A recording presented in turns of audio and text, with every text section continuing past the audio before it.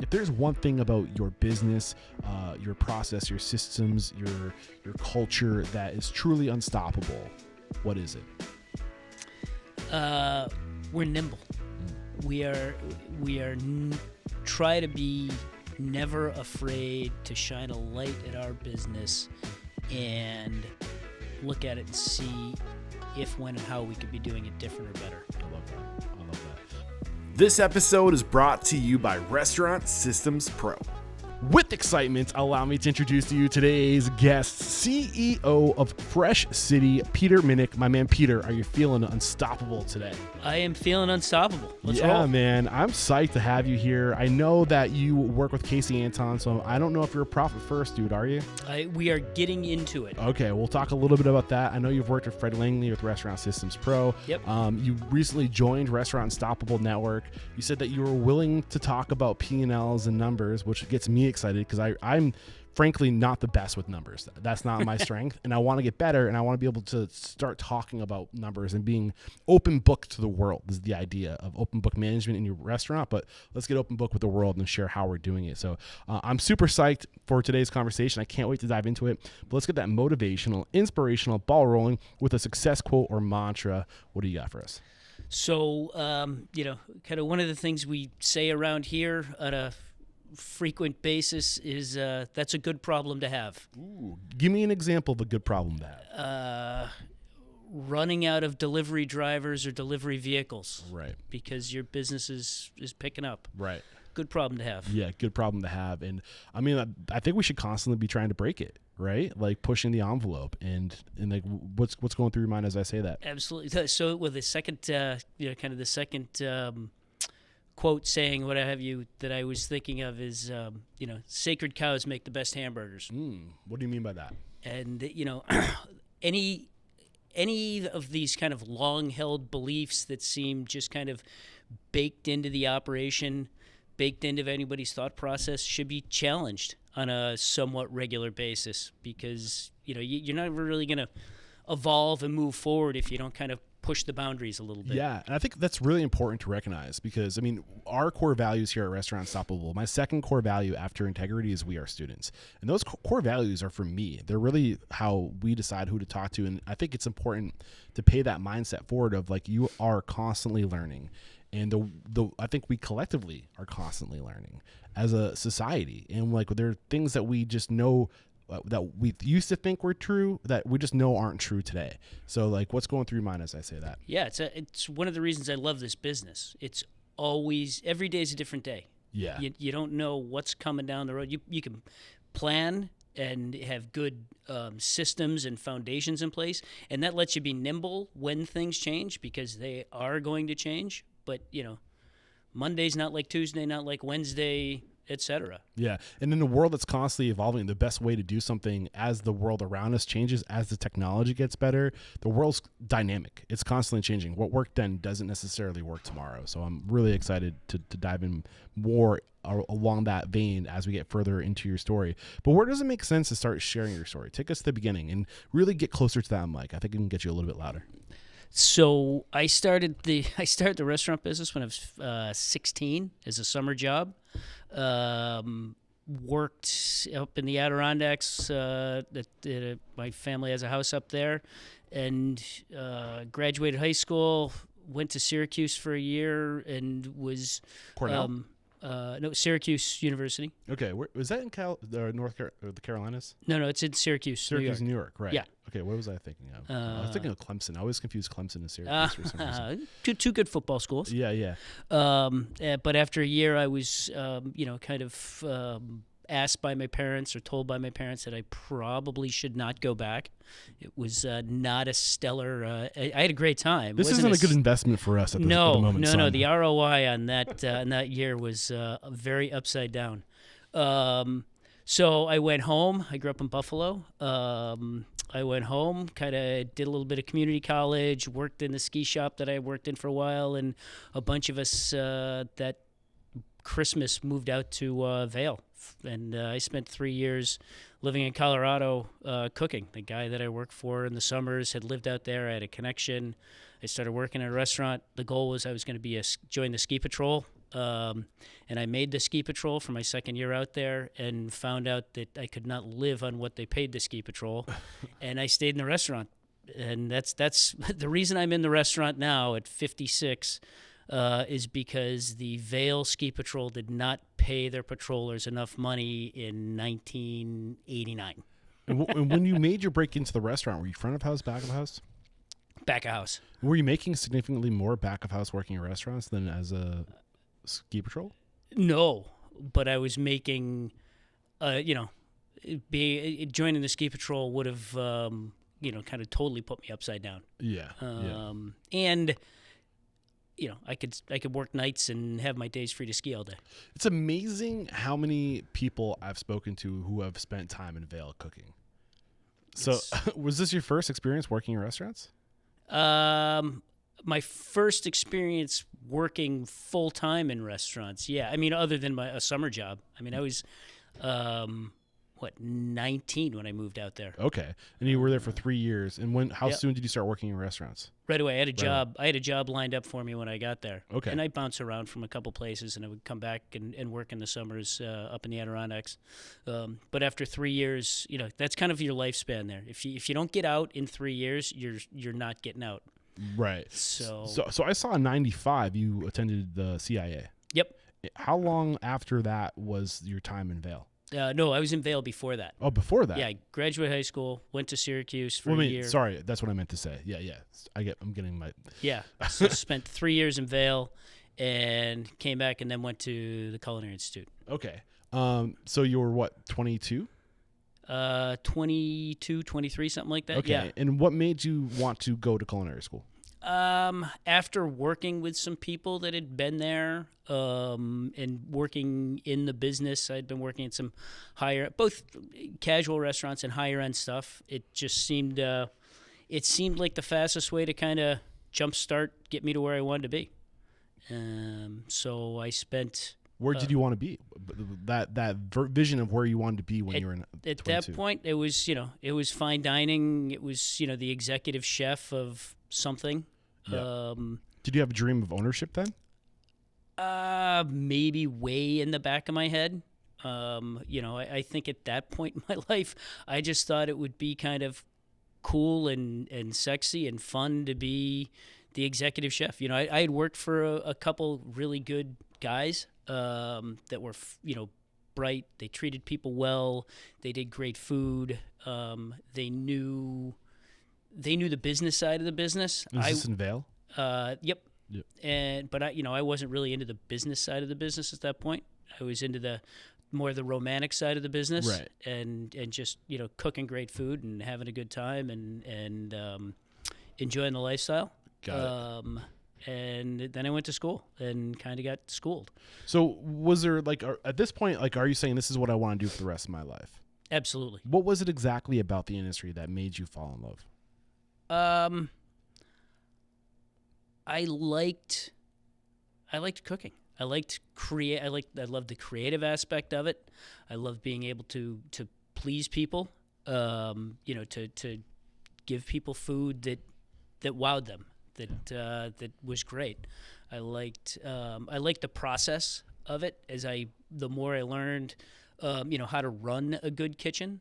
Everything from prep lists to par levels, etc. As I moved on, later jobs and stuff, building spreadsheets to track production and par levels and usage, so that we could go back and figure out. This is way before things like Restaurant Systems Pro or Crunch Time or any. It was Crunch Time was probably just getting rolling. But just to be able to track that and understand where your overproduction, overutilization is, et cetera. So did that come after culinary school? This idea of really paying attention to business, not so much for the creative side, but for the actual the logistical numbers side. When did that start to form up? It did. So I graduated from the Culinary Institute. I did a graduate fellowship there for 6 months, which is actually where I met my wife, who was doing a fellowship there as well. So we're kind of a dual CIA restaurant couple, if you will. She was bright enough to get out of the business as a teacher now, and she's awesome. But yeah, so we went from there. Let's see, we lived in Nantucket for a little while. We moved down to New Orleans for a little while, and she's from Newton, so we ended up here in Boston. Okay. And my first job here in Boston was for John Harvard's Brew House. And we had one restaurant, one location in Harvard Square, and I was hired to be the sous chef for the second location out in Framingham. And I will probably never work with as talented as a group of, or I will be super lucky if I ever pull together as talented of a group of people that I worked with in that restaurant group. And I'm still friends with the vast majority of them to this day. And they're, I think we're mentors to each other. But it was a great operation. We grew that over 5 years. We grew that to 14 locations. Well, and that's when you start scaling up and growing. That's kind of when you see the need for systems and process. Right. Yeah. And when you really start to dive into the business and you try to fully understand how to make it work, like there's no avoiding it. Like, I think this industry, allures, or the allure is what you talked about earlier. It seemed from the outside looking in, it seems sexy and cool. But really, in order to make it work, you have to think that the numbers are cool too. You have to understand the value of systems and understand that it doesn't have to be corporate, right? Like you can have soul and make systems and process a part of your value system and not lose what makes it special. It sounds like that's what was happening in this group. Absolutely. And what I found and what I drove forward was adding the systems and the process to it made the rest of your life so much easier. Get into that. So, if you're tracking how many hamburgers you're selling on a Friday, Saturday, Sunday, whatever it is, then, it's pretty easy to figure out what your prep levels should be. And, there's no excuse to be running around scrambling, making more hamburgers at 9 o'clock on Saturday night because you didn't prep properly. Yeah. That's it at a very basic level, but. Well, I think too, like when you start paying attention to the numbers, you can start to gamify the work and you can make it a competition against yourself, like a competition against who we were yesterday. Like once you start tracking those numbers, you can bring your team in and it becomes a game. You can literally you're doing sexy, fun work like you thought it was, but now there's a game element to it, which I think is super powerful too. If you know how to really leverage those numbers. So I see that you graduated CIA in '95. You said that you were in Nantucket, you went to New Orleans, and then you were back in the Northeast, just outside Boston, and you were working with this Harvard Square restaurant group. When did that start? Would have been. Let's see, if I graduated in 95, would have been 96, 7. So you moved around a lot in a couple of years. Yeah. I like traveling. And how long were you with this group? I think you mentioned it, but I forget. I was with John Harvard's for 6 or 7 years, probably till about 2002. Okay, because I see in 2002 you left and you joined the Todd English Enterprise. My dates are off a little bit because I spent a year working for Vinny Testa's, which is another. So like 2001 is when you would have stopped. Yeah. Okay. Before we move on from that, like I really wanted to still reflecting back at that time. What was the name of this restaurant group? John Harvard's Brew House. John Harvard's Brew House. Can you get into the culture of that organization? If you wanted to recreate that magic of these people coming together, being passionate, being talented, embracing evolution, embracing system, embracing the numbers, how did they do that? I think it came from the top down. The owners were, the founders were guys from Bain Consulting that, Grenville Byford, one of the owners, was a British guy, loved beer, loved food. We were one of the very first brew pubs, microbreweries in Massachusetts. And, there was a very kind of systematic approach from the top down. Louis Salidas, our CFO, was always engaging with the unit level operators on, what makes it tick? What levers do we have that we can pull and tighten things up? Where are there inefficiencies in a in an appropriate way, not in a just kind of grinding. We got to make more money. There's another penny to get out of here. What do you mean by inappropriate? I mean, you shared an example of the antithesis of that, but what about like the good example of what the appropriate way looks like? So the good example is to kind of start with what's the goal, right? What's the organizational goal? It's to profit, to make money, so that everybody can share in the profit, so that we can pay you a decent, generous salary, so that we can pay you a bonus based on performance, so that we can continue to grow the organization. In that case, it was grow more units to give people more opportunities. Yes. And I think that's the thing. It's like, what's in it when you can share the vision for the organization and explain what's in it for you, the collective, the team, and like how we can go further together. And I think it's a part I think that's a part that people overlook when they're establishing their culture. They get into a lot of like the woo stuff, but they don't ever talk about fiscal responsibility and the significance of being fiscally responsible and having why it makes us all better when we do that. So would you say you've recreated that? We have certainly endeavored to do that. Not easy. It's not easy, and certainly we had that pre-COVID. And we have completely retooled and reconfigured the company post-COVID, and it took us a little while to get back there. But I'm not an open book expert. I don't pretend to kind of know exactly how open book works, but I know how good management works in terms of sharing P&Ls up and down the employment, with all of our employees. I think it's that simple, really. That's kind of how I look at it. Yeah, I mean, it's literally it's not so much, and I used to get caught up on this myself. I'd be like, I need to find somebody who can teach open book. And I think it was Ari Weinswag, and I think I went to him, and he's like, it's just open your books, bro. Yeah. It's less of a process and more of a mindset of like transparency and like teaching people the game of business. Like, what are you doing in your business? Open the doors, show people so they know how to influence what you're doing. Yeah, we've always done that at our general manager and assistant manager level.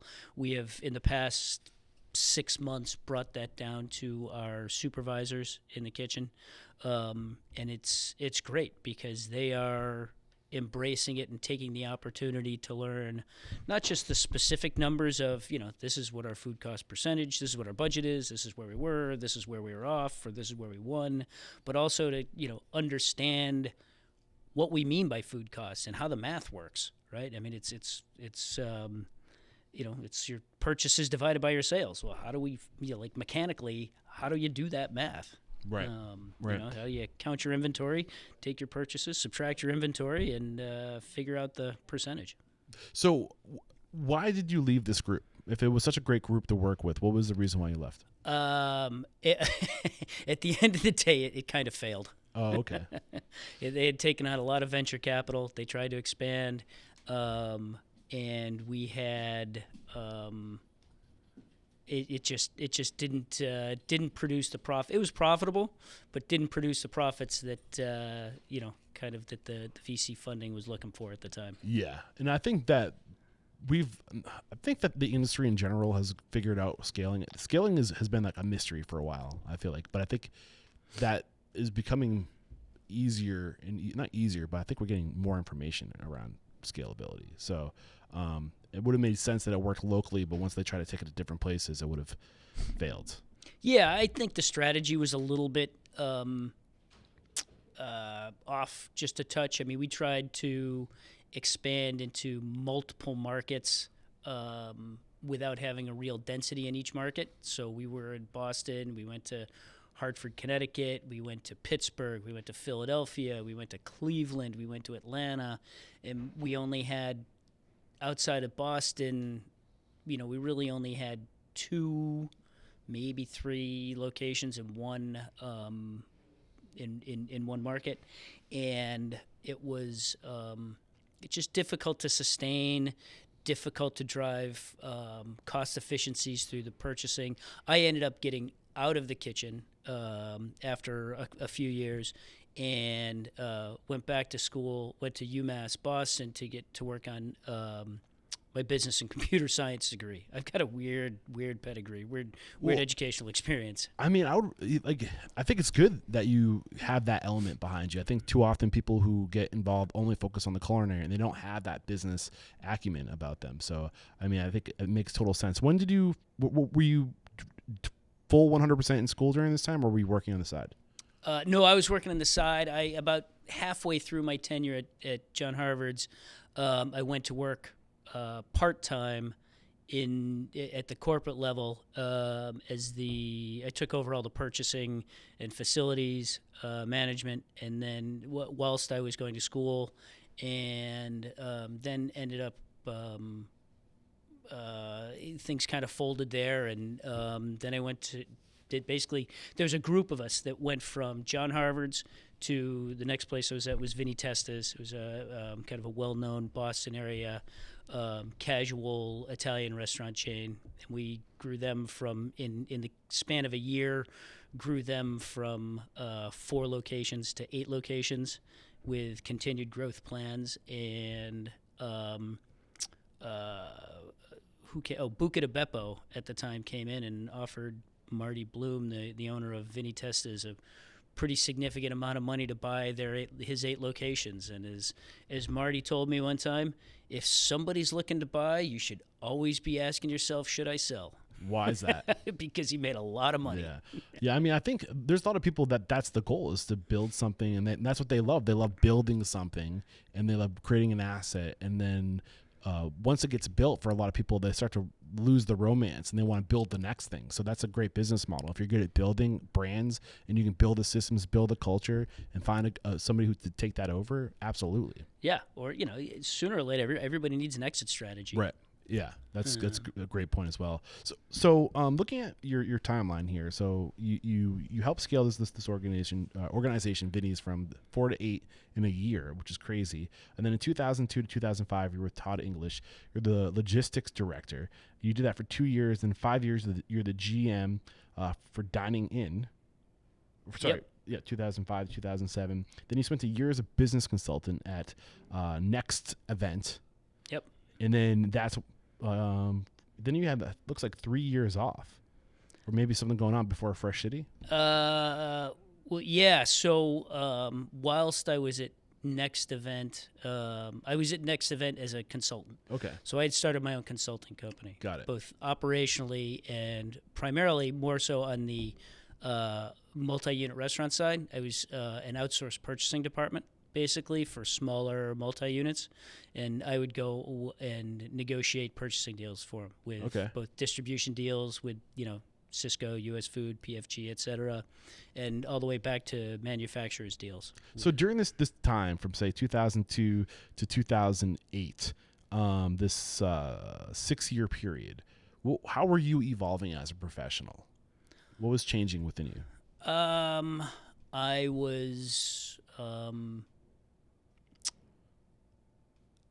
was working with 4 or 5 different multi-unit restaurant companies at that point, and getting some really interesting, great exposure on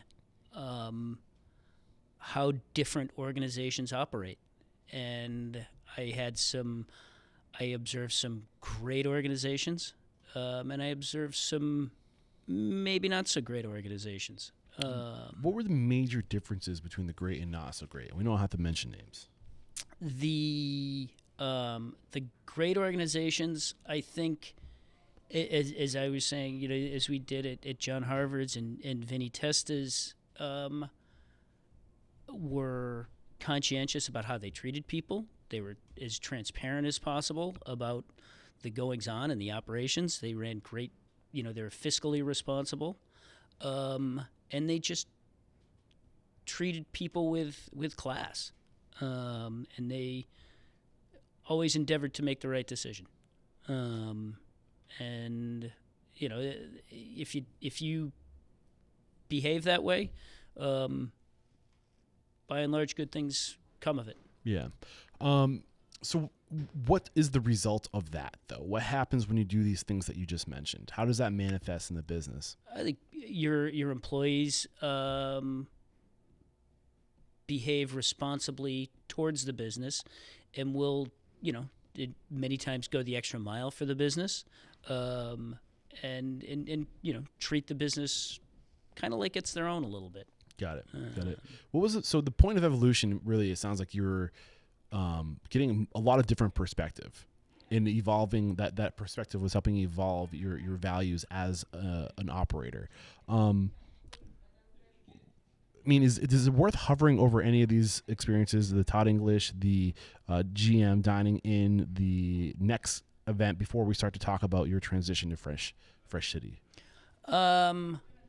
They were all significantly different, which was kind of cool. I mean,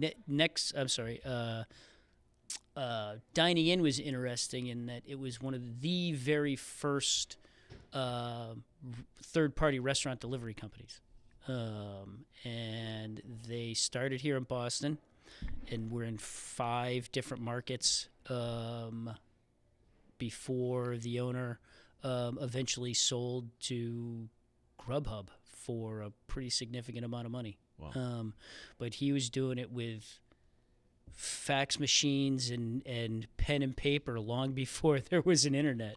Kind of thing. And then when I got there, he had just put in his first kind of online ordering system. Wow. But he was using direct mail catalogs. Wow. So that was that. And Todd English was working for Todd was great. It was interesting. It was a logistics director, which was kind of a title we created to cover pretty much anything. I was in charge of purchasing. I was in charge of putting out fires, occasionally literally. Just getting stuff done. So it sounds like during this time you've become a specialist, and it sounds like one of the things you were grooming yourself to become a specialist.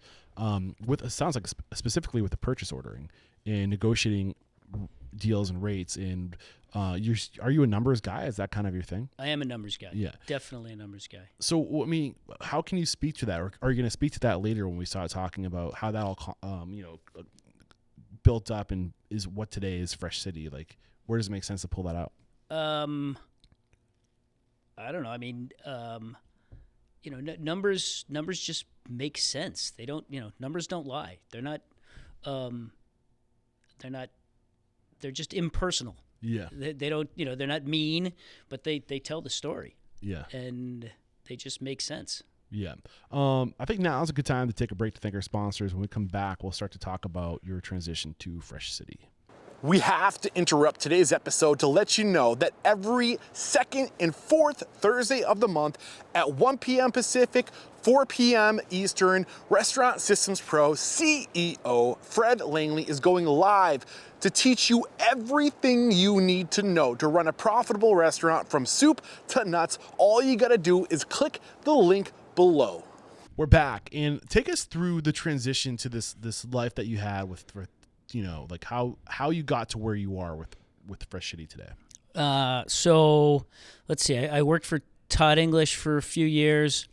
Left there, started my own consulting company on the purchasing logistics side, which was a big chunk of what I had been doing for restaurant groups as an employee. And then there was a gentleman that had been our CFO in a couple of the companies, was putting together a group to purchase Fresh City. This would have been about 2010. I remember. I think, was this the same Fresh City that they had a location in Newington? Newington, New Hampshire. Yep, yeah, absolutely. I remember that. I used to go there a lot. They were. So Fresh City was originally started in Boston. It was Super Salad, and some people may know Super Salad nationally. It is not the Super Salad that people know nationally. This was Massachusetts-based, and the original founder had failed to copyright, trademark, whichever it is, the brand outside of Massachusetts, so he only controlled it in Massachusetts. So when his sons, Larry and Bruce, came along in the late mid 90s and wanted to grow the company after they had gotten out of college, they found out that they didn't control the name outside of Massachusetts, so they freshened up the brand and renamed it Fresh City and opened the first one in Newton in 1998. And where they were instantly Nation's Restaurant News Hot Concept of the Year. Nice. And they expanded and grew the company until they kind of hit some economic, financial tough times around 2008, 2009. I was going to say, let me guess. Yeah, the bubble that burst kind of took out a lot of people, and they had expanded. In hindsight, and I really don't want to speak. I'm not intending to speak ill of Larry and Bruce. I knew them. I actually consulted with them prior to becoming involved. And they're great, smart guys in the restaurant business still. But it was a timing thing. If you took out a bunch of money during that time and you were planning on scaling, the bottom just fell out from underneath you. There was nothing you could do. And at the same time, the commercial real estate rates that they're the per square foot rates that they were paying through the 2005 those times when things were going nuts became unsustainable after the bubble burst, right? And rents were insane. So I came in an ownership transition as the vice president in June of 2010, and we ran the company. The guy that brought me in made some questionable decisions and ended up leaving the company. And the owners were kind of looking around for an exit strategy. The company was significantly upside down, and they brought in a consulting company to help them figure out what their exit strategy was, and they couldn't get anybody to buy it.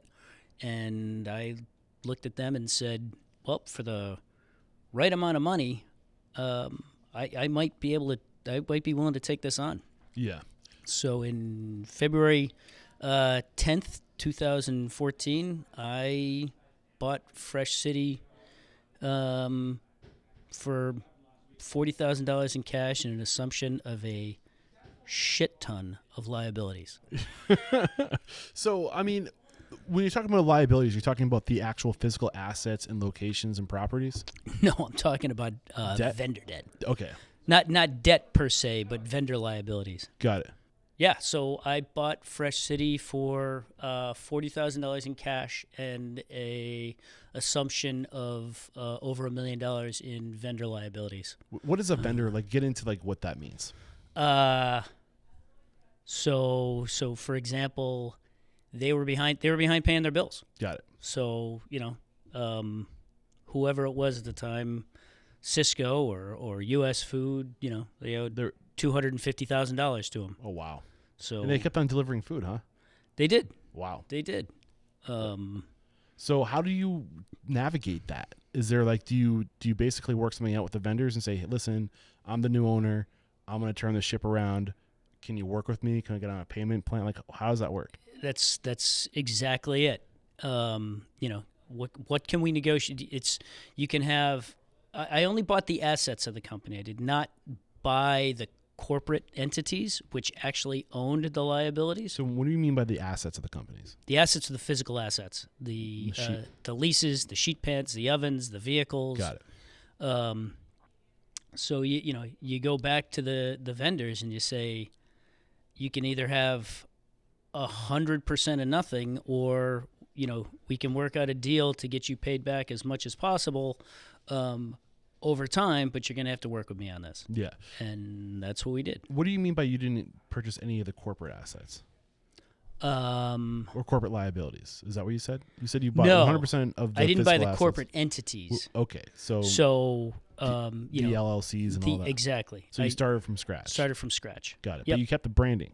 Yep, that was one of the assets that was purchased was all the IP, the intellectual property. Got it. So recipes and things like that. Recipes, Trademarks. logos, trademarks, etc. Got it. I mean, I'm a little curious to see, and this is where it gets awkward, and I recognize it's awkward because these are people you have relationships with. It's the things that probably happen behind closed doors.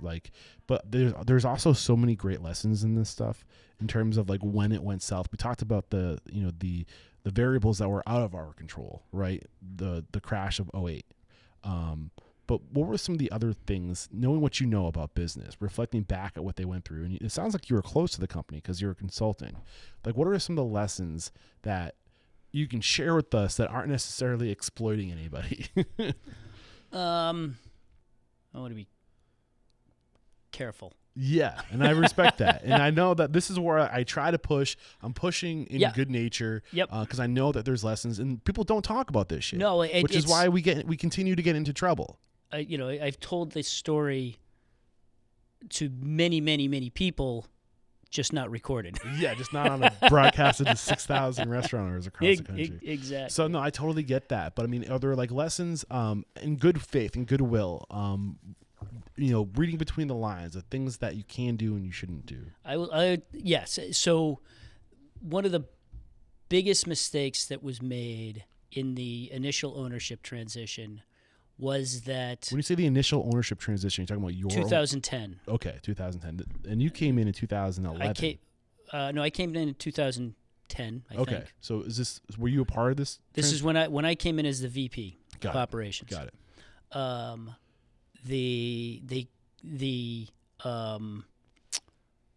The new CEO, CFO just kind of started to run with the existing accounting software and never started new books.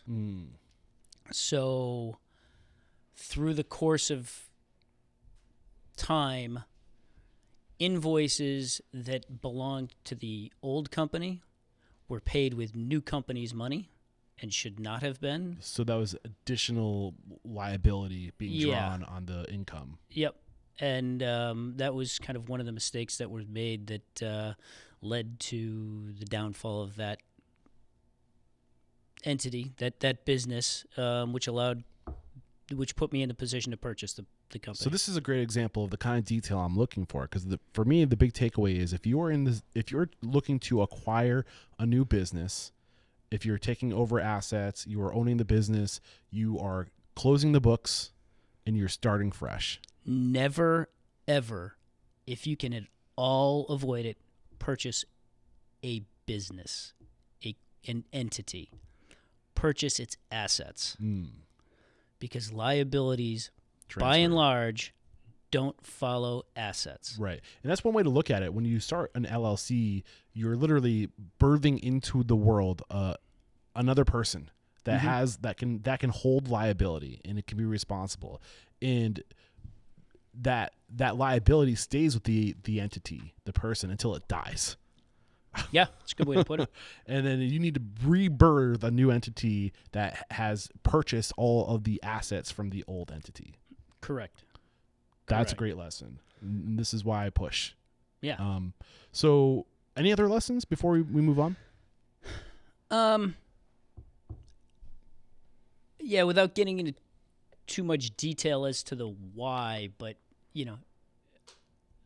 you're always better off fessing up to a mistake early than trying to hide it. Swallow the pride. Is it what they say about Watergate? It wasn't the crime, it was the cover up.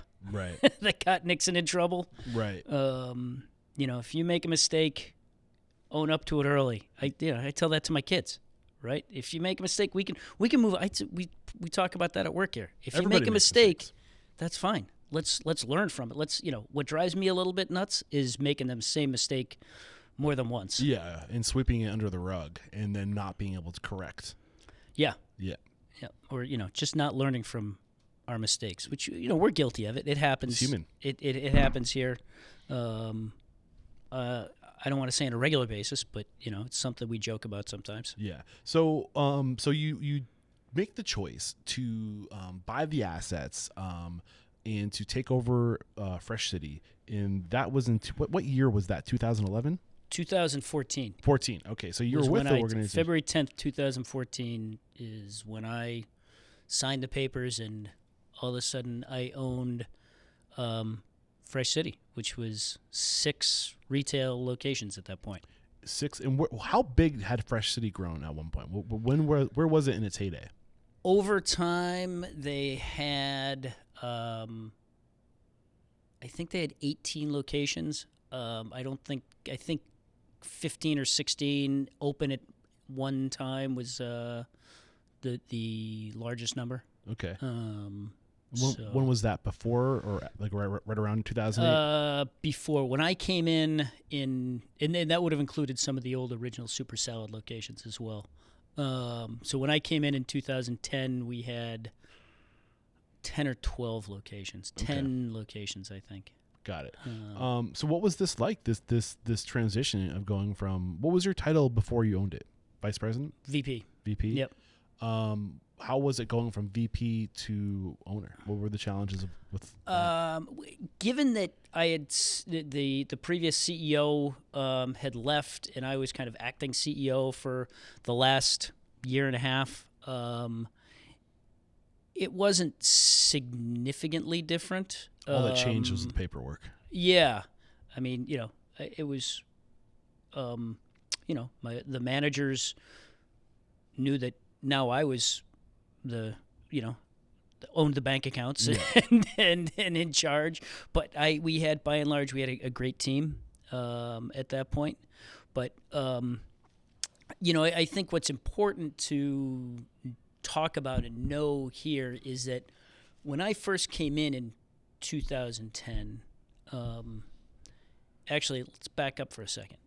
Just so we're all on the same page, Fresh City Kitchen, as we're now known, is not in the retail restaurant business at all. Well, that was going to be my follow-up question. How many Fresh Cities are there today? So, Fresh City Kitchen, as we are now constituted, is into corporate catering.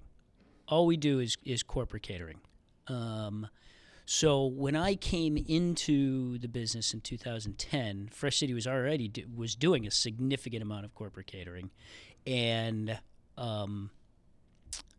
as I dug into the numbers, I realized that was by and large what was that was the golden egg, and that was the key to Fresh City's success. And each location at that time served its own geographic area of corporate catering.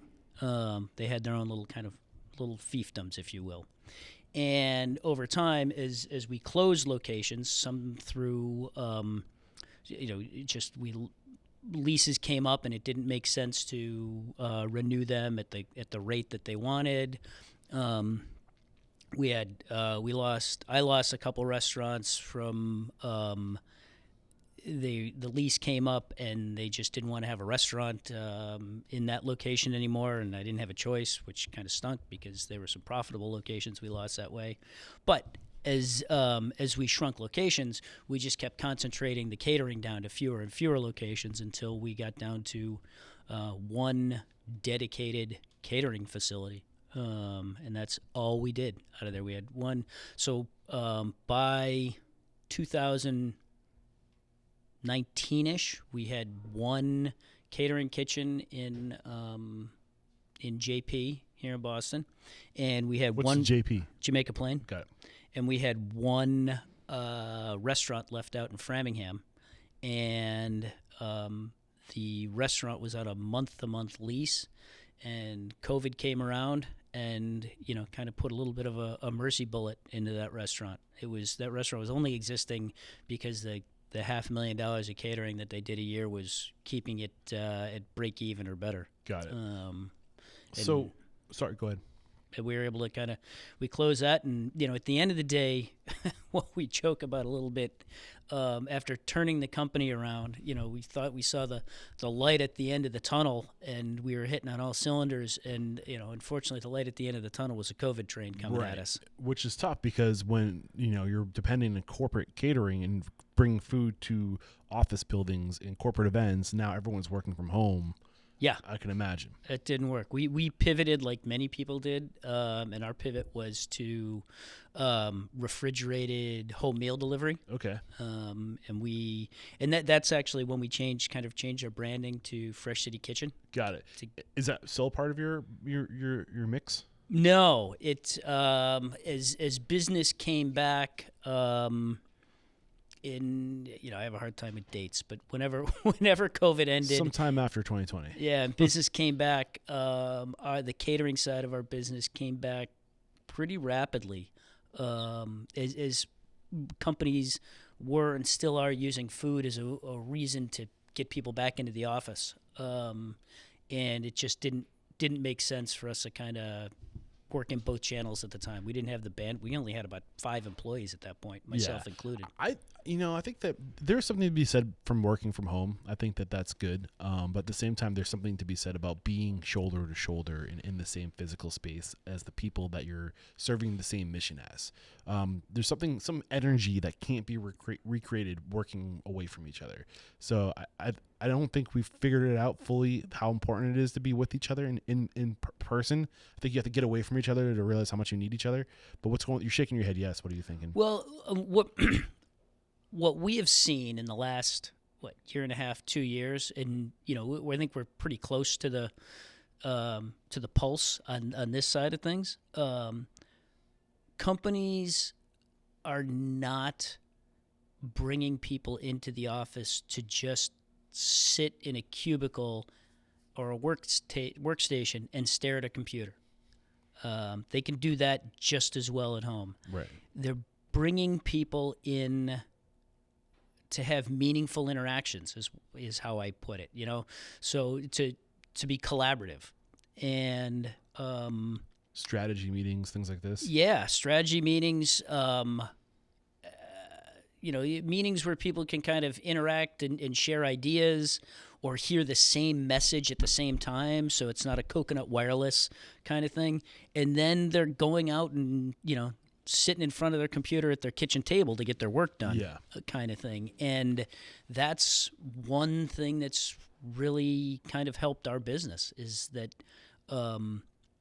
companies are bringing people together generally Tuesday, Wednesday, and Thursday. What happens when people come together? And they're bringing in food. Yeah. Our average order pre-COVID to post-COVID is tripled. Wow. So it's that change has been significant. Interesting. So let's go all the way back. When you purchased the Fresh City in 2014, what was your vision then? To own a successful restaurant company. Yeah. And then how long did it take you to realize that you would be better off if you put all of your energy into doing one thing really well?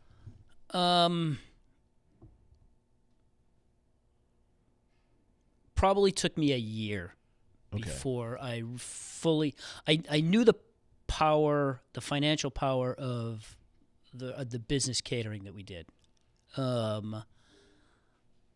It took me closing a couple restaurants and concentrating the catering that those restaurants had done into fewer locations to really understand the efficiency that could be picked up by doing that, losing the overhead and getting the better flow through on that revenue coming through the places. So you were maintaining the accounts, but you were shedding the physical locations and maintaining the accounts, maintaining the revenue stream, but losing the overhead, losing a lot of the expenses.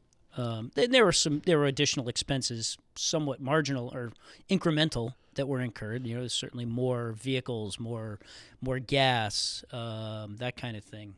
But the shifting liability to different assets. but overall decreasing total liability. Yeah, decrease total expense. Yeah. Yeah, definitely. Yeah. So, I had a question. I lost it. Okay, I remember. I just got a text from Fred Langley Oh, really? with your picture. Nice. So one thing I'm curious, that's great. He is actually going to be live. If you're listening to this, it's a Thursday afternoon on like the 15th or something. Next week, Fred is going to be live in the network to talk about Restaurant Systems Pro, and we're making some big news. I've already kind of talked about it, but Fred and I are going to be collaborating, so I'm pretty psyched about that. It's awesome. I'm not a numbers guy. I'm not a systems guy. And bringing it back to the Restaurant Unstoppable core values, we have integrity. We are students. We are teachers. We are collaborators. And I do believe you go further together. And I'm going to stay in my lane of the people stuff. And then he's going to be covering systems. And we're going to be coaching. So I'm really looking forward to that. But the question came back into my head. Alrighty. So I noticed that around the time that you're making this decision and you're having this aha moment that, a big chunk of your revenue is coming in from the catering. Let's just put all of our resources into focusing on that. I know companies like Sweet Greens and Tender Greens were also starting to make that realization, and they started really shifting their business model to cater towards catering. Yeah, well, I don't know if you that was on your radar or not. I know that's a big part of their business model. Yeah, well, they're smart. There's a lot of money to be made there. Yeah, and it all started to happen too for them. They were like shifting everything just before COVID. It was around that 2018, 2019. They were making big changes in their operation to go more in on the catering side because, especially healthy food. Mm-hmm. So it was interesting. So you were kind of ahead of. It sounds like you were ahead of the curve with fresh food or like the soups and salads, proteins. Yep. Brought to the office. There was a huge need for that. Yeah, and kind of better food for better people. Yeah. So what makes sense? Like your story. Like what were the biggest points of evolution for you during this time? So you talked about the shredding liabilities and focusing on catering. What else? Just kind of understanding the catering business at a deep level. We pre-COVID, 2000, even right when I started, when I bought the company, 14, 15, we were digging into things like the geography of our business, where doing heat maps, where was our business coming from on a downtown Boston, even on a block by block basis, so that when we were making sales efforts, we were prospecting in areas that were going to be complementary to the areas that we were already doing deliveries to. We were market segmenting our clients and, understanding what segments we were making great sales in, and, kind of then identifying similar companies or companies in those market segments that, we assume that if company X is in the medical hospital business, then, hospital XYZ is might be a good client as well. So you're collecting data on your target market, clientele, the people that seem to want what you have. And it sounds like you're also getting more efficient with your resources and energy. If we're going in this direction, how can we go in that direction with more stuff? Yeah, that's a great way to put it, right? How can we load more onto a vehicle going in the same direction? So back to your background in logistics of like, if we're putting money into going there, like how can we increase payload? Yeah, how can we increase the ROI on that delivery? Yeah. What about? Were your systems changing? Your internal systems changing? Were there points of evolution there? Yeah, significantly. When I first came in, we were orders were taken on a triplicate carbon copy form, and every order went on that, and then they would have to get rung into the POS system the day that the order was to be delivered. Okay. So it was all pen and paper, hand. It was only rung into the POS system to realize the revenue, not to actually see the order or have a production report or anything like that.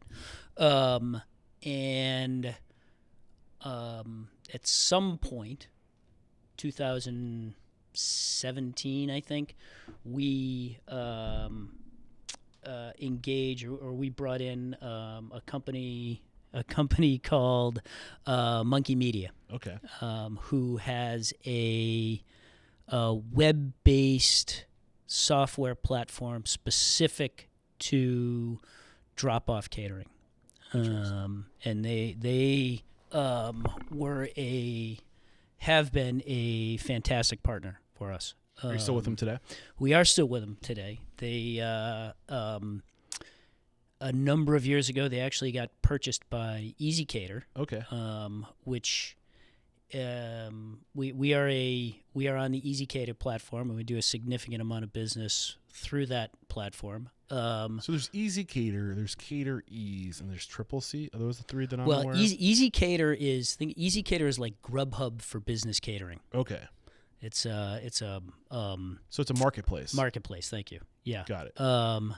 And they bought Monkey Media for their system. Yeah, I don't know if I'm still fully understanding what Monkey Media does. So you went from basically analog, writing things down, and then you would take all that paper, and then you do manual entry into a computer system to actually crunch the numbers. Just to realize a sale, just to run the credit cards in many cases. Okay. So you wouldn't put in 50 sandwiches and 6 dessert platters. They would just ring in whatever, $150 or $300. So you didn't know line item exactly what was selling. No. So No, that was a very manual process to find that out. Got it. And when you changed from doing that to Monkey, what was it? Monkey Media. Monkey Media. What exactly did that do? That is essentially it's a POS system. Okay. A web-based POS system specific for catering, specific to catering. So the fact that it was web-based, you could go open a browser and then do the entry at the actual point of sale. Orders, we can place all our own orders with the back end of the system. So the clients can order online on the front end. Okay. But it's all, just like any modern POS system, you can run great reports on it. PMix reports, production reports, whatever you want. It's got an AR module to it, so we do a fair amount of business on accounts receivable because it's all, we're dealing with some big organizations that prefer to pay up with terms or prefer to be billed. I like credit cards to the largest extent. Yeah. I like getting paid as quick as possible. Yeah, I hear that. Okay, so this basically was it was your POS. It was your point of sale. It was how you took care of all of your transactions on the front end and how you manage all the inventory on the back end. Absolutely. Got it. And that was purchased by Easy Catering. Easy Cater, which is a third-party marketplace. And yeah. So did they not have? Were they basically buying the technology to be able to? They were buying the IP to interface with their marketplace. Yep. Yeah, they wanted a back end. They wanted the systems, the database system on the back end, to interface their front end with, because it was just a better system than they had. Got it. And how was that transition when they went from Monkey Media to Easy Catering? Has it been better? It was.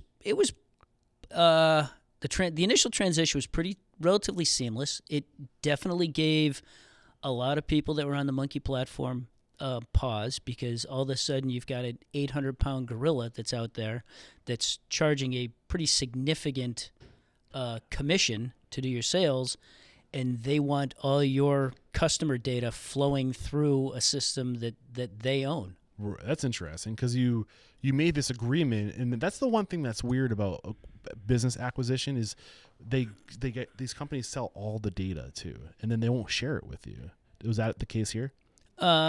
Well, what we were mostly concerned is we didn't want them peeking into our data to know who we were doing business with, so that they could turn around and market and steal the business. Yeah, to them, and to their credit, in the 6 or 7 years that since they bought Monkey, they've not. So the gorilla ate the monkey, is what you're telling me. The gorilla ate them. Yes, exactly. Interesting.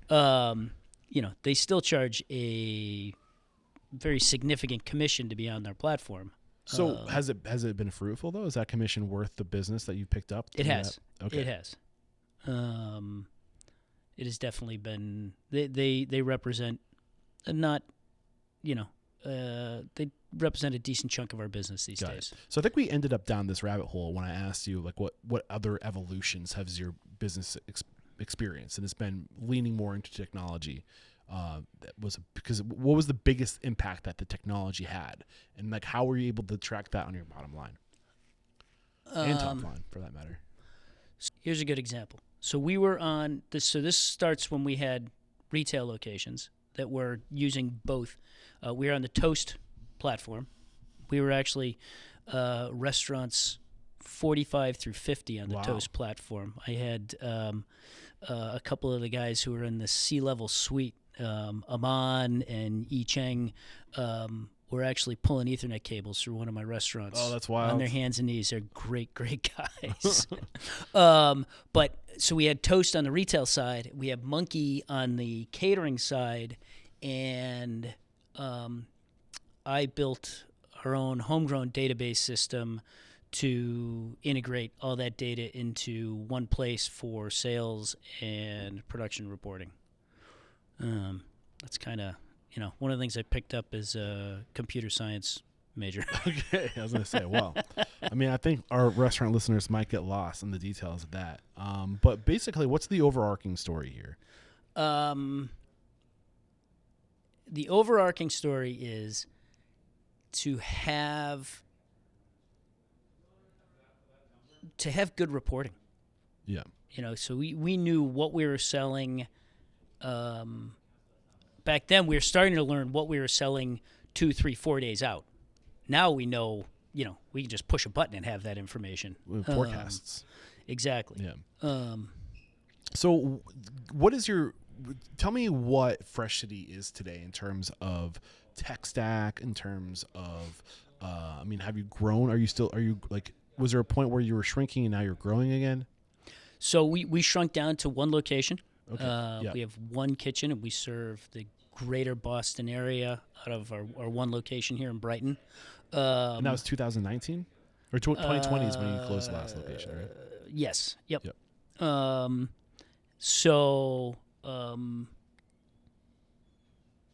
you just one location. So we don't have to worry about integrating multiple units at this point. What has your % growth been since 2020? Since 2020, our growth last year was about 100%. That's awesome. Congratulations. Thank you. What are the margins like for what percentage wise? Like what % margin should a catering company shoot for? You want to talk bottom line net income? You want to talk kind of basic food cost? I'm talking bottom line, like net income percentage. I mean, if you want to share your numbers, like I won't make you, but like if I can get percentages out of you, I'll be happy. Here's what I would say on the net income side of things.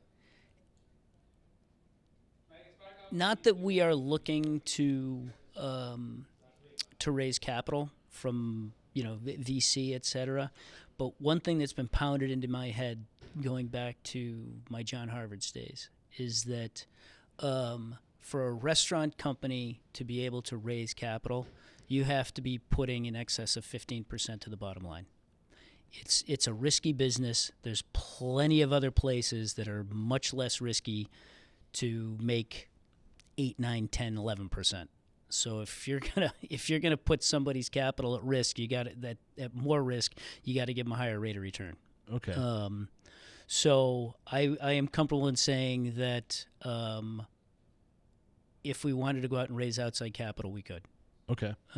It's the catering, business catering is a great business to be in. So you're making at least 15%.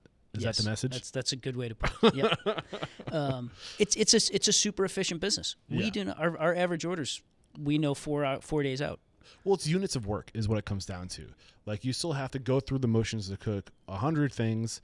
If like for a lunch rush, you still have to go through the same amount of units of work almost to cook 1,000 things. You know, it's more, but like, you know what I'm saying? Like Yeah. you still got to be there producing. So you're just producing at volume. But I think what might Margins get are probably better lost too. is that we don't schedule any labor, or we don't purchase any product, or we don't even prep anything unless we know it's already sold out the door. So you know there's no waste. There's no loss. There's zero waste. Yeah. Just about. So it's an incredibly efficient. I look at it as light manufacturing. Not sexy, but you know it's delicious manufacturing. But you know, and that's where the systems come in. So we know, like it's 2:31 right now, and there aren't many people left in my kitchen. But for the last 3 hours, they were, you know, putting the finishing touches on everything that's going out the door tomorrow morning, so that, you know, when people start showing up at 4:30 in the morning, they're putting stuff it's already trayed up to go in the oven for breakfast baking, and that's going out, and then people are going to show up, start making sandwiches, and they can show up to their station, lift the lids up. The bread's going to be baked for them, and they can just start banging away on it. Damn. So I want to make sure I fully understand. When you say 15% should go towards the bottom line if you're looking to bring on investors, so from what I'm hearing is you are at the point where you're looking to scale fast right now, and it looks like you're bringing on investors, and 15% of the 100% of total revenue coming in is going towards paying, or you're diverting those resources towards the capital that you've asked for, like paying back the capital that you've asked for. I am not. Fresh City Kitchen at this point is not looking at bringing on investors. Okay. But I was trying to read between the lines. I don't know if I heard it right, and I'm don't being think you vulnerable did. here because I'm not the greatest at this kind of stuff, talking this language, but I want to get better at it. Yeah. And it sounds like you're willing to talk about it. So, what did you mean by 15% goes towards your bottom line? So you've got to be able to show a 15% bottom line net income number, because you know, if I'm going to go out and raise money from you, Okay, I think I misunderstood. right? Yep. I need to be able to pay you back a return on that. Got it. So, you know, you've got to be able to make some money. I've got to be able to make some money. The other guy that I'm going to borrow some money from, or et cetera, needs to be able to make some money. So you need to show a 15% bottom line net income number to have enough money to spread around. So the way I interpreted that, and which is why I was a little confused, is I thought you were taking 15% of total income and putting it towards growth, or putting it towards. No. And I was like, holy shit! So does that mean you're doing like 40% total net income to have room for like? So that's why I was curious. So you're saying a good target is a minimum 15% on catering. Yeah, which is, you know, minimum of 15% in any restaurant business. Right. Catering, I think, because of its efficiencies, can provide a somewhat higher ROI than that. Right. What about tech stack? Where is your tech stack today? How's that evolved in the most recent years? Like, what are you using? Yeah, so we still continue to use Monkey Media. Okay, actually, we're going to take a break to thank our sponsors. I just realized what time it was. We'll be right back, and you're going to answer that question. We have to interrupt today's episode to let you know that every second and fourth Thursday of the month at 1 p.m. Pacific, 4 p.m. Eastern, Restaurant Systems Pro CEO Fred Langley is going live to teach you everything you need to know to run a profitable restaurant from soup to nuts. All you got to do is click the link below. We're back, and the last question I asked you was to get into your tech stack, and you mentioned you're still using Monkey Media, which is now Easy Catering. Well, it's owned by Easy Cater. Okay, but, got it. Monkey Media is the platform. Got it. And we use, what else do we use? Our tech stack it has been simplified. We use a database program called FileMaker. Okay. That's actually a subsidiary of Apple, that I've played around with for 30 years plus, going back to when I was in high school almost. And we use that to to do some external reporting, to tie some things together. It's kind of our clearinghouse of information. So that ties together our Monkey Media, which has all of our clients in it. But we use FileMaker to get those clients over to MailChimp for our email campaigns. We use HubSpot for our sales efforts. We've just probably been about 6 months since we started working with HubSpot. What is HubSpot? That's a great question, and my director of business development could probably give you a much better answer. But it's kind of a clearinghouse of information for clients and sales and et cetera. So it's CRM? Yes, it has a CRM component to it, but it's beyond that in that, we load all of our sales information on a per client basis in it, so that Mike has dashboards so where he can see who's placing orders, who's been purchasing a lot in the last month, 2 months, 3 months, etc. Who's falling off. So maybe somebody needs some attention. If somebody places an order on average every 2 weeks and it's been 3 weeks and we haven't heard from them, maybe we need to touch them a little bit, so to speak. Got it. Why was Fred Langley texting you earlier today? Are you working with Restaurant Systems Pro too? We are. We've been working with RSP for about the past year. Okay. And I come from a very systematic reporting background. Did he see my reel that I was coming here or something? He did, yes. Oh, okay. How did you know he texted me the picture of it. Because I didn't tell him. So he saw that, and that's why he's okay. I got it now. Yeah. So how does that you think Restaurant Systems Pro? It's geared towards restaurants, but you're a catering company. So get back. The financial reporting and the labor reporting side of part of the business are the same. Exactly. Being able to have basically real-time reporting for my managers has been fantastic. Are you using the general ledger with them? Yep. Got it. Yep. We use the budgets. We use QuickBooks for my Casey. Spark uses QuickBooks. Yeah. So at the end of every period, we run a 13-period financial calendar, which I think is something that every restaurant company should do. Why? So we break our financial calendar down into 13 4-week periods. So every period is exactly the same length. I understand, and I've lived in a 4-4-5 financial calendar for long periods of my life, which is, there's 3 periods in every quarter, a 4-week period, a 4-week period, and a 5-week period. But it just gets confusing when you have to compare a 5-week period to a 4-week period.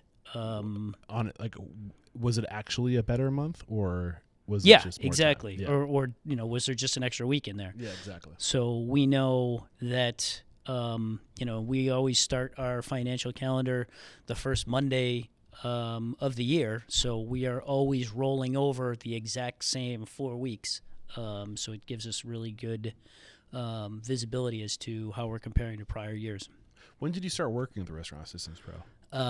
Just about 1.5 years ago. And how has that moved the needle? Well, being able to see the weekly reporting, they can know exactly where they are through the course of the week, where they are with their labor, where they are with their food cost. It's you can't make that stuff up after it's already been spent.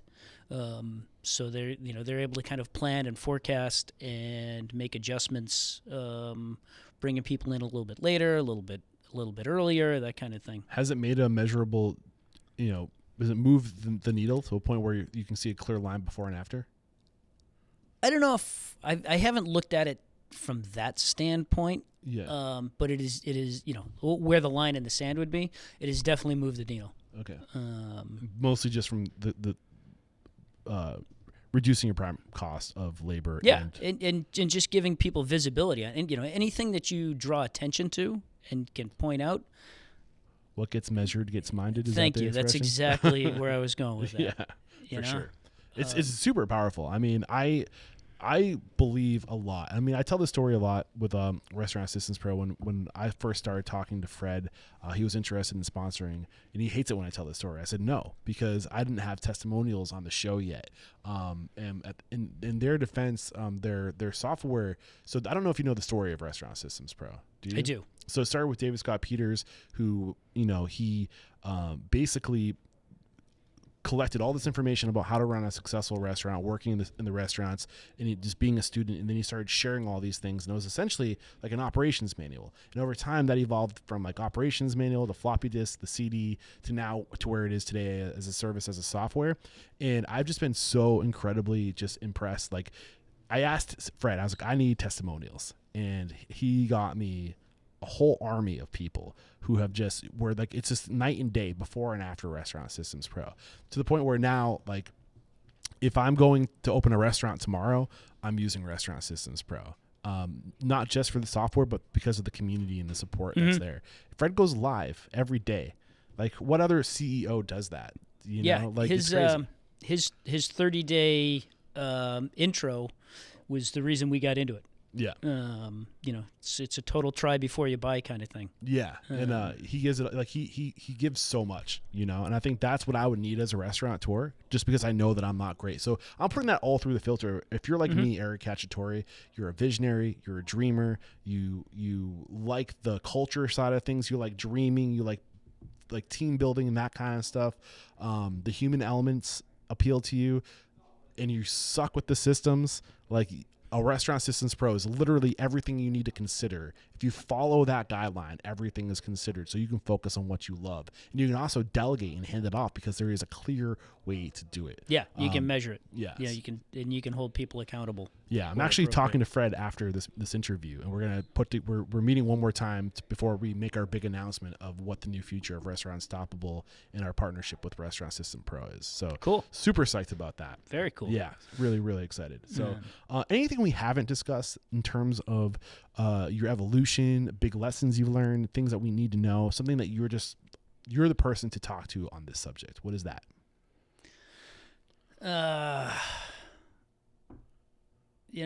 would say that, one of the things that I've always, and this is where RSP comes in, and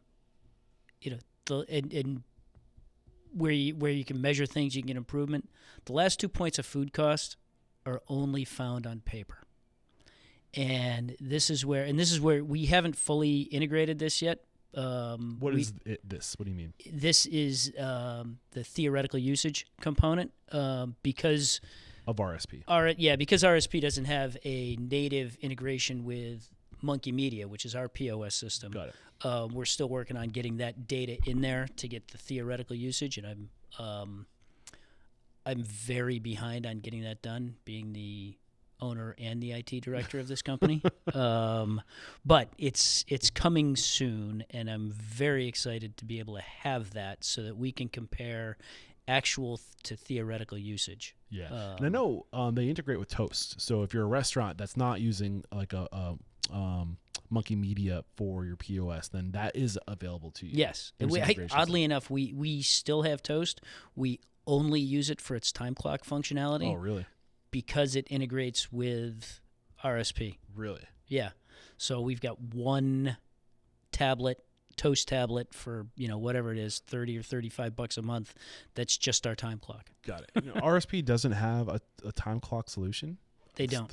Labor management? Oh, okay. No. I mean, you could do it manually, but the labor function of Toast is right. Pretty good. Right. And I think they're not just limited to Toast either. They have a whole bunch of different POSs that they integrate with. But I did have some questions that, actually Sean Lyons, who's somebody who's super active in the Restaurant Unstoppable community, somebody who I'd love to get on the show once I'm down in Nashville again, was he's looking to expand on catering. And he came to me, he was asking me questions on how do you know what to pay a catering manager? And like what does the job description of a catering manager look like? And like that's just a new world to him. Can you enlighten Sean? Yeah, I think I saw this on the Facebook group. Yes, and responded. it all depends on what,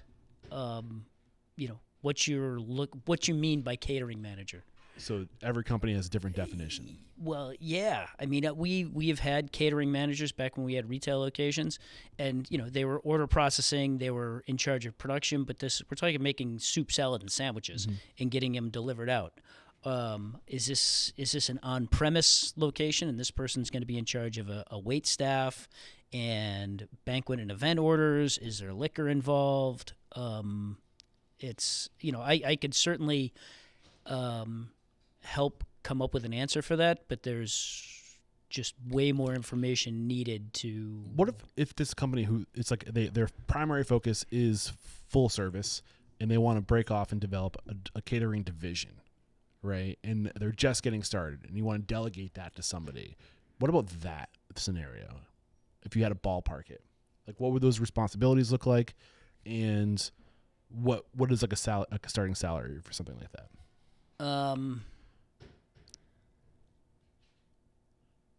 If it was going to be here in Boston, which is I think a little bit of a different market than you said, he's down south. He's in Nashville, but who knows? Nashville's kind of exploding post-pandemic. Yeah, I don't know. You're probably a $60,000 to $80,000 base plus commission. Okay. And what if not higher? What bare minimum job responsibilities is that person doing at that rate? That person is doing sales. They're doing prospecting. They're doing. They're putting the orders together with the client. They're working consultatively with the client to create the event, to create the menu. And again, I naturally think about this from a corporate catering standpoint, not a social or event or wedding. I think that's his standpoint. market, though. He wants to start working with businesses and have standing accounts. I think the one thing that he was talking about too is he wants to start working with apartment buildings and having like a daily order going to apartment buildings in his local community, where it's like these like new like condos and stuff like that. Individual orders, or I mean, I don't know. Maybe he would have a very like a narrowed down like menu like of like 10 items or 5 items you could choose from, and then they would just have like a standing order in place for lunch or whatever. Think about all the people working from home, right? That just don't want to like stop to cook something. Yeah, almost like a group Grubhub-ish kind of order. Yeah, what have you. Yeah. I mean, if he can get the density, the order frequency, that'd be a great opportunity. Yeah. Yep. What would you do if you were in his situation? I would go out and look for businesses. Yeah. I would go out and drive around and find business parking lots that are full on whatever days you want to do business. Generally, it's Tuesday, Wednesday, and Thursday these days. What's the best thing you've done to get business from like corporate entities that have already had a caterer?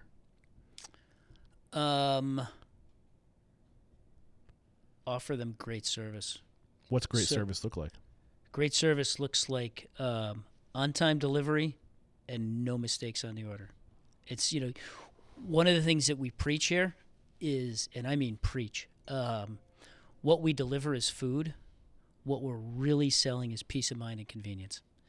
Because I don't have hard numbers on this, but fully 60 to 80% of the people that are placing orders are not eating the order. They're not eating the food. They're meeting planners, they're admins, they're training coordinators, and they're having food brought in for some event.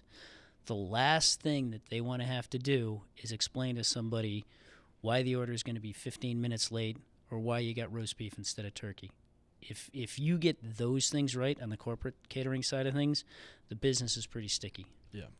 And I don't like covered. Sorry, go ahead. I don't like to spill our secret sauce, but that's not rocket science. Yeah. Well, I mean, it's one thing to say it, and it's another thing to deliver on You got to be able to deliver it. And you've shared a lot of the tools and resources you're using, the systems, the technology you're leaning on to execute that level of consistency. So you spilled some beans, my friend. I hate to break it to you. This has been a lot of fun, man. We got to wrap it up, and I want to ask you some standard questions I ask all my guests. So if there's one thing about your business, your process, your systems, your culture that is truly unstoppable, what is it? We're nimble. We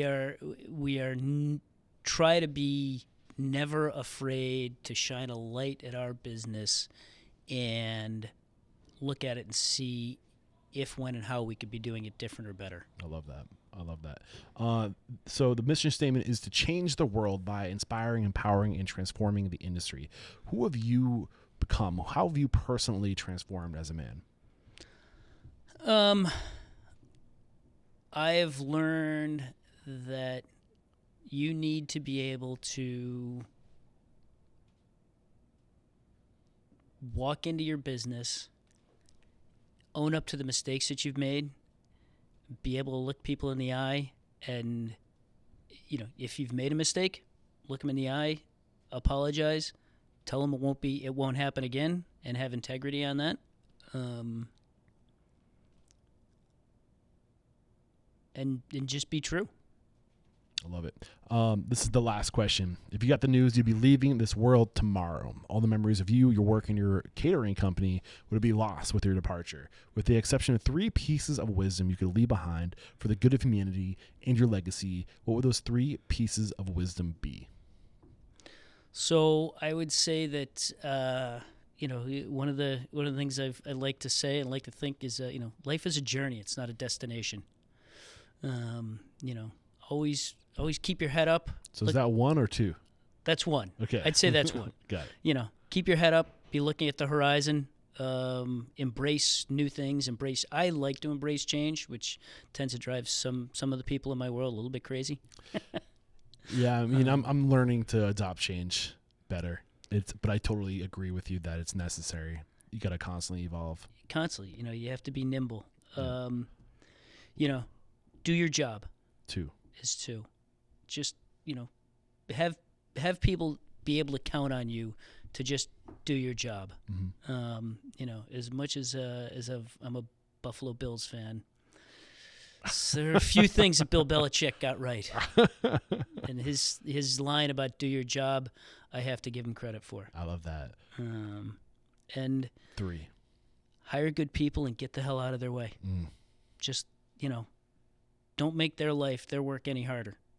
And I'm sure many times I need to take my own lessons to heart, and my people want to kill me.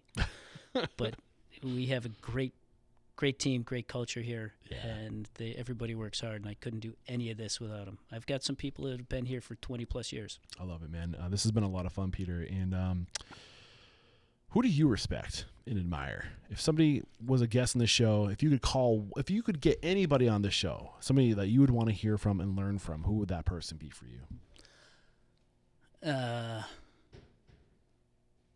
I would love to hear. I'll give you 2 people if I can. Yeah, please. So somebody I don't know, Danny Meyer. Oh, man. A dream guest right there. Yeah, no doubt. I mean, that guy just gets it. I'd love to get him on.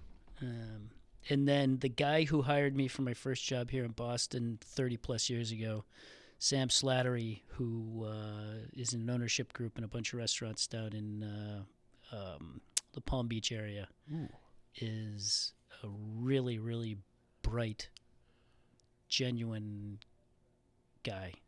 Was it Sam? Sam. Sam, look out. I'm coming after you. Danny, I'm going to be knocking on your door again. I'd love to make it happen.